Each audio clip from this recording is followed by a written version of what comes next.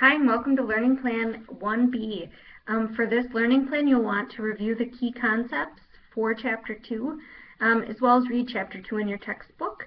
That focuses on the nuts and bolts of helping. There is a PowerPoint associated with Chapter 2, so that is attached in this learning plan for you to be able to review. You'll want to look at the handout 2.1, which covers suicide facts.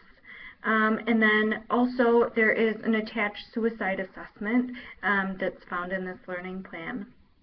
You'll want to participate in the discussion board forum, and those there are links to what questions you need to ask and answer in that learning plan. You'll want to submit the word cloud of qualities, and then there's a journal for Chapter 2 as well. If you have any questions at all, please feel free to email me. Have a great week.